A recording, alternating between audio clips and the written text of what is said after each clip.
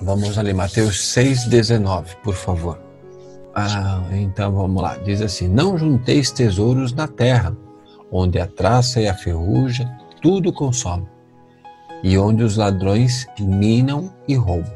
Mas juntai tesouros no céu, onde nem a traça nem a ferrugem consomem, e onde os ladrões não minam nem roubam. Porque onde estiver o vosso tesouro, aí estará também o vosso coração. Caramba, é sobre isso que eu quero conversar com vocês. Sobre tesouro e sobre esperança. A gente está vivendo um tempo que eu acho difícil que alguém não tenha feito uma reflexão sobre a sua vida, sobre como ele tem conduzido as coisas e sobre o valor que ele tem dado ou que ele dava às coisas. Eu duvido, a pessoa por mais, não vão nem falar sobre cristianismo, não vão falar sobre Jesus, mas vão falar do ser humano, passando por uma situação como a gente está vivendo agora. Eu tenho certeza que todos, sem exceção, devem ter refletido a respeito da vida.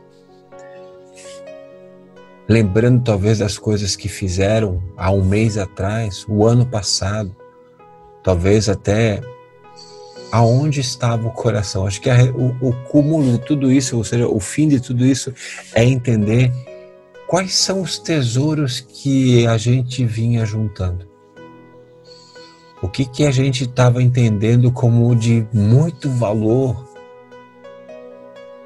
Um carro, a casa, viagem, sabe? Não sei. Roupa, relógios, não sei. Mas eu sei que a gente dava muito valor para essas coisas. Moto, eu gosto de moto. Estava dando muito valor para essas coisas e a gente, se eu vejo isso à luz da palavra do Senhor, diz que isso vai enferrujar. Que isso, a traça vai consumir, ou seja, são coisas que são, que se acabam, são coisas que são finitas. E essa é a palavra, que são finitas. E além de serem, se tudo der certo, né, ninguém roubar isso de mim, porque a palavra também diz que isso também pode ser roubado, elas são finitas, elas vão se acabar. E era aí que eu estava colocando valor, entendendo que isso era valoroso, que isso era um tesouro, que isso eram bens que de repente poderiam me salvar em um tempo de dificuldade. A palavra de Deus também fala sobre um homem que trabalhou e cultivou muito. E quando ele olhou para todo aquele cultivo que ele tinha, e ele falou assim: cara, eu não tenho lugar para guardar tanta coisa que eu vou conseguir colher. E ele fala: vou fazer um grande celeiro maior do que eu tenho para guardar tudo. E ele faz um celeiro e ele guarda tudo naquele celeiro. E aí ele olha para aquilo tudo e diz: ó, minha alma, descansa, porque agora não vai precisar de mais nada. E a voz de Deus fala com ele: louco, se hoje mesmo pedir a tua alma, o que tu vai fazer com tudo isso? Louco. Então são duas passagens. Tanto o homem que fez aquele celeiro enorme, que trabalhou, ele se esforçou, era fruto do trabalho dele. O Senhor chamou ele de louco. Guardar isso tudo, tu acha que isso vai te salvar? No momento como hoje, será que um carro, 2, uma caminhonete, 3 motos, sei lá, roupas à moda, barcos, aviões, eu sei lá, computadores, anéis, tudo que eu comprei, que eu juntei, que isso tinha valor para mim, vai fazer alguma diferença? Olha, eu não consigo nem usufruir disso tudo. E se eu quisesse vender, porque talvez eu imaginei que isso fosse um bem, que isso ia me dar respaldo financeiro, queridos, quanto mais tempo passar, isso menos valor vai ter. Um carro que era top, que valia 70 mil reais, espera mais 2 meses. Tem gente que vai estar vendendo por 40, querido, porque precisa fazer dinheiro. Então até isso está se perdendo. Então, não é preciso a gente ser muito inteligente para a gente perceber que isso concorda com a palavra do Senhor. Isso se consome, isso se acaba, isso pode ser roubado. Agora vamos lá. O que não se consome? Ele fala assim, cara, mas juntai tesouros nos céus, onde a traça nem a ferrugem consomem e nem os ladrões podem roubar. Cabe agora a gente entender o que é tesouro nos céus. O que é tesouro no céu? Porque a palavra diz que se nós estivermos bem com Ele, se nós o aceitarmos como nosso Senhor e nosso Salvador, se nós nos batizarmos, somos filhos dele, e se nós nos encontrarmos bem, justificados naquele grande dia, nós iremos com Ele para a eternidade. E quando nós formos lá para a eternidade, a palavra de Deus diz que nós ganharemos um galardão. E um galardão é um prêmio. Também se fala sobre pedras na nossa coroa, então provavelmente nós vamos receber uma coroa e vai ter adornos nessa coroa. Então eu entendo que esse tesouro, galardão é prêmio para mim parece tesouro, coroa parece tesouro, pedras preciosas parece tesouro. Isso é o que nós vamos receber nos céus. Então existe algo que nós podemos fazer aqui que nos vai dar um tesouro nos céus. E aí bate com a palavra de Deus. Juntai tesouros no céu. Mas eu não estou no céu. Como que eu junto tesouro no céu? Jesus Cristo falou uma vez que eu tive fome e tu não me deste de beber. Eu tive sede e não me deste de beber. Tive fome e não me deste de comer. Tive frio e não me abrigaste. Estava sozinho, estava preso e não me visitaste. E as pessoas disseram, mas Senhor, quando que tu passou por essas privações e essas necessidades e a gente não viu? Ele falou, toda vez que você deixou de fazer isso para um dos meus pequeninos, você deixou de fazer para mim. E toda vez que você fez para mim. Opa, então aqui Deus deixou uma resposta. O Senhor Jesus deu uma resposta, fazer para os pequenos, fazer para os menos favorecidos, fazer para aqueles que estão em necessidade, porque ali Ele está. Mas como eu sei que Ele está? Porque a palavra de Deus também diz que Ele não se cala a um coração que clama, que pede. Gente, quando a gente está desesperado, a gente pede. O cara pode até não acreditar em Cristo, mas numa situação de desespero eu tenho certeza que todos clamam a Cristo. Eu duvido que um cara numa situação de fome extrema, de uma dor terrível, de uma perda assim inevitável, ele não dobre seu joelho e diga, sei lá, Ogum me salva. Pff. Ele vai dizer, Senhor, por favor, tem piedade de mim. E aí a palavra, mais uma vez, ela se completa, porque diz que Deus não se cala um coração que clama. Um pai desesperado vai clamar pelo Senhor. E aí Ele está. Então, se eu fizer para esse eu estou fazendo para Cristo. E se eu fizer para Cristo, eu estou juntando tesouro nos céus. E se eu estiver juntando tesouro nos céus, isso não se consome, isso não enferruja e isso não é roubado. E quando eu estiver na eternidade, vai estar tudo bem. Ai, prof, mas aí então eu vou começar a deixar de ter as coisas para mim? Porque eu vou começar a ter as coisas para os outros? Gente, mas vem cá, quantas calças a gente precisa? Quantos carros eu preciso? Quantos anéis eu preciso?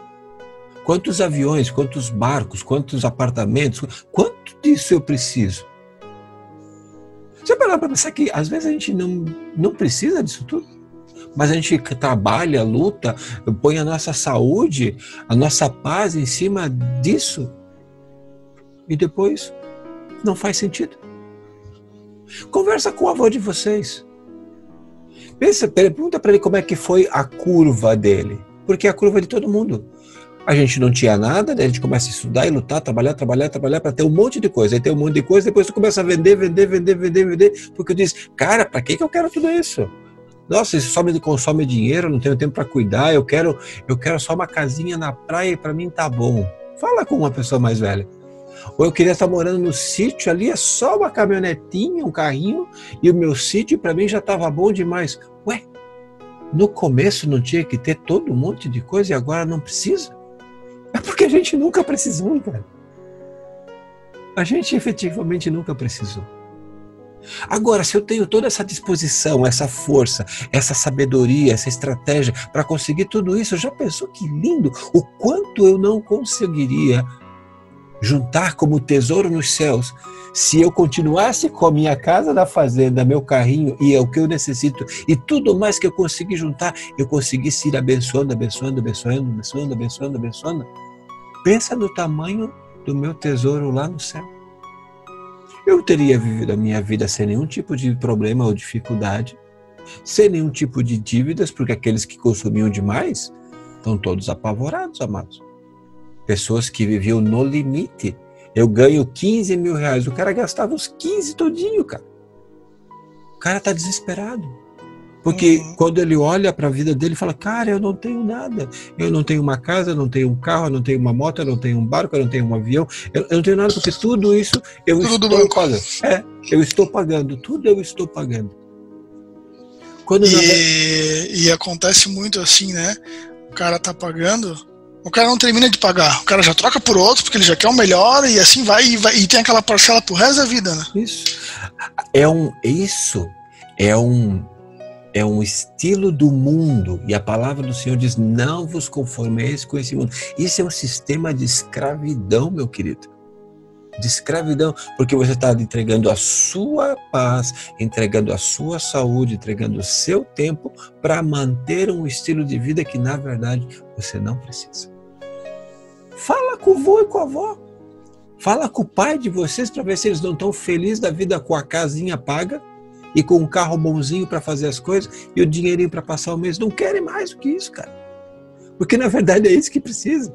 Se eu tiver uma grana, a minha casa, um carro, comida e a minha saúde, tá perfeito. Eu não preciso mais do que isso. Veja pessoas que tinham esse pensamento, elas têm paz. Por quê? Porque não precisa se desesperar. Elas já aprenderam a viver com aquilo que é essencial. O mais fazem para ajudar os outros. É o que Deus quer na nossa vida. Para que esse distanciamento? Para que essa diferença tão grande? Isso não vai levar a nada. Mas o lindo disso tudo é que Deus está dando um chacoalhão na gente. Está fazendo a gente pensar. Nesse tempo que nós estamos aqui, estamos refletindo com isso. E isso vai fazer com que a gente mude. Nós vamos sair daqui diferente. Aqueles que conseguem se dar o presente de ser transformado, vão sair dessa situação com uma vida muito mais bacana. Muito mais bacana. Ah, porque vão ter mais coisas? Não, cara, porque vão entender que não precisa ter tudo isso. Que vão entender, cara, que ter um carro bacana, que tá andando bacana, que conseguir ter um plano de saúde, conseguir comprar a sua casa. Se isso vier a acontecer no futuro, cara, eu tô tranquilo. Tudo aquilo que entrar mais, cara, quer saber? Eu consigo ajudar um, ajudar outro. Cara, isso é tão bacana. A palavra de Deus fala sobre ser abençoado. E sabe, ser abençoado vem de uma palavra mais antiga que significa bendito. E bendito quer dizer bem falado. Querido, quando você ajuda as pessoas, a pessoa fala bem de você. Eu quero dar um testemunho em nome de um amigo meu. Fala. Mas é o Murilo, que todo mundo conhece. Acho que o Ivan já participou, o Murilo já participou com a gente.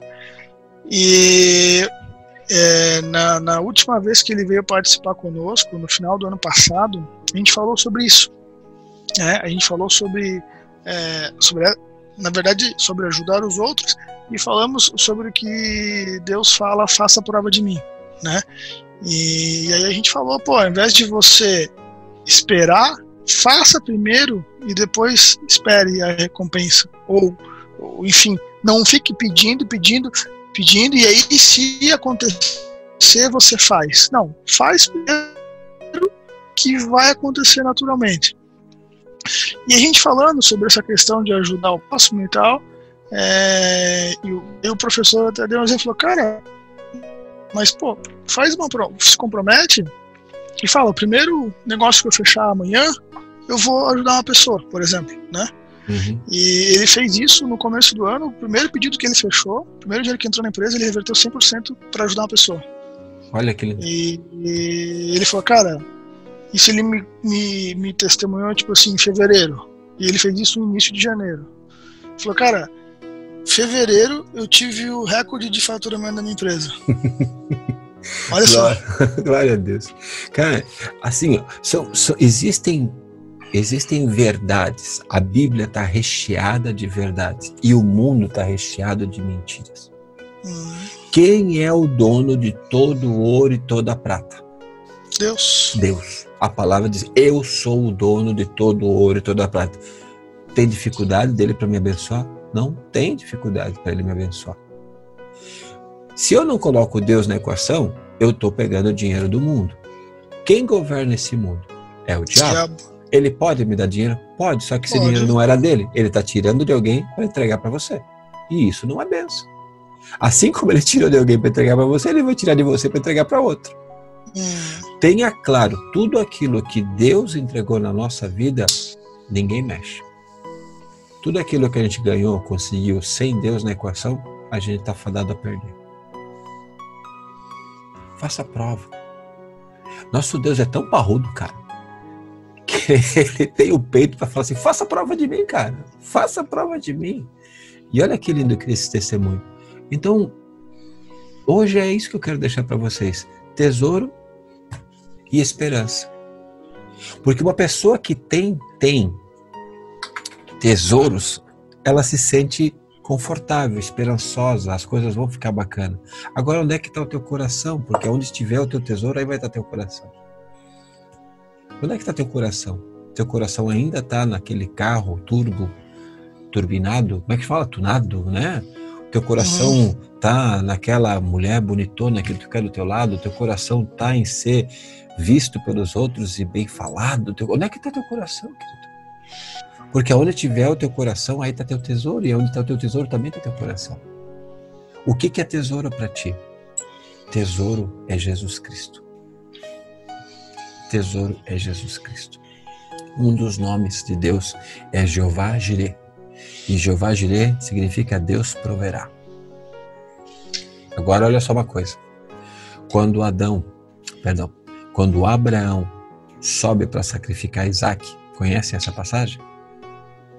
O Senhor confiava em Abraão, e aí ele falou para Abraão, sai da tua casa e vai para o lugar que eu vou te mostrar. E ele fez. E Abraão era um homem rico, filho de um homem rico. Leva o teu filho, né? Aí ele foi com a família para o lugar que Deus ia mostrar. Então ele é conhecido como pai da fé, porque todas as coisas que Deus foi falando para ele fazer, ele fez. E chegou um determinado momento que ele falou assim, tu serás pai de multidão. Mas Abraão já estava com 90 anos. E a mulher dele também. Ele falou, não, gente, como é que a gente vai ser? A gente não tem filho. Então Abraão prosperou de novo com Deus, mas ele não tinha mais nada, não tinha filho, não tinha descendência. Ia ficar tudo para os servos, para os criados. Aí você falou, não, você será pai de multidões. Eu tenho essa promessa sobre você. E Deus entrega Isaac para ele. Passaram-se uns anos, eu acho que com 99 anos, a mulher dele teve um filho, que se chama Isaac. Então, Isaac é o filho da promessa. Só que passa alguns anos, o Senhor pega e fala assim, Abraão, eu quero um sacrifício teu. O que o Senhor quer? Eu quero que tu sacrifiques o teu filho. Matar. Sacrifiques o teu filho. Confias em mim? Abraão disse, eu confio. Aí ele toma o filho, toma a lenha, 2 servos, a faca e saem em direção ao Monte Moriá para fazer o sacrifício que Deus havia pedido. 2 dias, não sei se foram 2 ou 3 dias caminhando até chegar lá no monte. Quando eles estão subindo no monte, o Senhor Isaac, porque Isaac não era uma criancinha, ele já era um homem adulto, pergunta, papai, eu estou vendo que o senhor montou o altar, eu estou vendo que o senhor trouxe a lenha para fazer o fogo, eu estou vendo que o senhor está com a faca do sacrifício, mas cadê o sacrifício? Ele assim, filho, Deus proverá. E ele toma o filho dele, deita sobre o altar, levanta a mão para sacrificar o filho. O filho, o homem, era o sacrifício, mas ele tinha 2 coisas. Ele tinha uma promessa guardada na mente, Deus disse que eu serei pai de multidões. Como é que eu vou ser pai de multidões se eu matar o meu filho? Não tem como. Então ele tinha uma certeza. Então, por mais que o cenário seja completamente diferente, guarda as certezas que Deus te deu. E então ele foi. Aí depois ele ainda lançou uma palavra, ele disse: Deus proverá. Proverá, Deus vai dar um jeito, Deus vai trazer o que a gente precisa, que era o sacrifício. Quando ele levanta a mão, quando ele vai abaixar, Deus: para tudo, já vi que tu confias em mim. Tira Isaac daí de cima. Mas e o sacrifício? Olha aqui para o lado. E do lado tinha um cordeiro. Aí eles tomam o cordeiro, sacrificam o cordeiro. Agora venha para Jesus Cristo. Jesus Cristo se faz homem e é sacrificado. Entendeu? Jesus Cristo se fez homem e é sacrificado. Tomou o lugar seu, meu, do Diogo. Então, ele foi o sacrifício perfeito. Você está entendendo? Então, qual foi a provisão? A provisão foi Jesus Cristo de novo. Então, olha só, queridos. Juntando todas essas mensagens que a gente tem hoje, olha lá, por que juntar coisas que não têm valor e que podem ser consumidas e que podem ser roubadas, quando eu deveria juntar coisas nos céus que não vai acontecer isso? É uma. Por que eu vou trabalhar feito um louco e acreditar que a minha solução, a minha resposta está em tudo aquilo que eu juntei quando não está? Entendeu? Então, isso que nós devemos pensar hoje. Refletir a respeito disso e ser transformado. Volta e meia, o nosso coração, ele nos engana, porque a palavra de Deus diz que o nosso coração é enganoso. Então, se o nosso coração é enganoso, a gente tem que estar com a nossa confiança na palavra de Deus.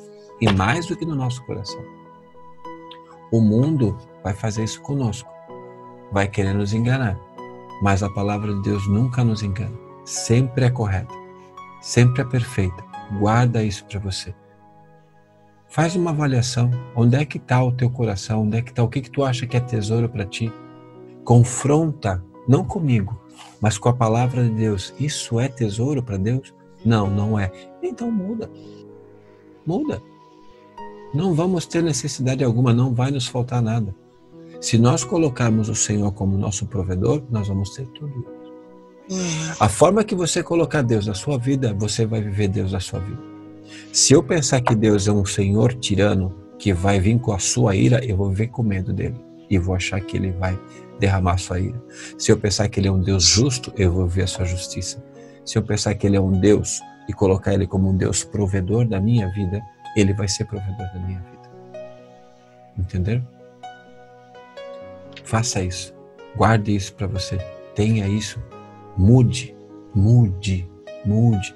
Não deixe que o orgulho impeça você de mudar. Não deixe. Deus já vem amaciando a gente há muito tempo.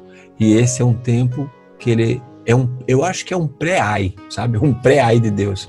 Olha, deixa eu te dar mais uma... Quando a gente estivesse na escola, antes da gente reprovar, a gente está aqui na recuperação. Lembra quando a gente ficava na recuperação na escola? A gente está na recuperação. Tem que estudar tudo de novo para daí então passar e tocar para frente. Ok, queridos? Era isso que eu queria compartilhar com vocês. Maravilhoso, mestre. Tá maravilhoso. Bom? Muito obrigado. Obrigado a vocês. Deus os abençoe. Diogo, finaliza para nós com uma oração, por favor. Claro. Senhor, obrigado por esse momento maravilhoso na presença do nosso querido mestre, trazendo a sua palavra para nós, para nos conectarmos, nos aproximarmos mais de você, Pai. Perdoe-nos pelos nossos pecados, nos resguarde, guarde a nossa casa, guarde a casa do mestre, guarde toda a família dele, Pai, para que ele não tenha nenhuma preocupação e ele continue levando a sua palavra para o maior número de pessoas possíveis, Pai. Abençoa ele com tudo que ele precisa, abençoa a empresa dele, abençoa as pessoas com as quais ele tem convívio, Pai. Ele é um semeador, Pai. Abençoa ele e faça com que cada vez ele semeie mais a sua palavra, Senhor. Obrigado por tudo que o Senhor fez, obrigado por nos trazer o seu Filho, por dar o seu Filho por nós. Obrigado por isso, Pai. Sabemos que o Senhor é o nosso Salvador. Sabemos que é em Ti que podemos confiar e é em Ti que nós buscamos a nossa glória, Pai. Sim, Pai. Dê muita saúde para todos nós. Abençoe as pessoas que não puderam participar desse momento agora, Pai. né, proteja eles, acompanhe eles, Espírito Santo esteja do lado de todos nós. Sim, Amém. Pai. Amém.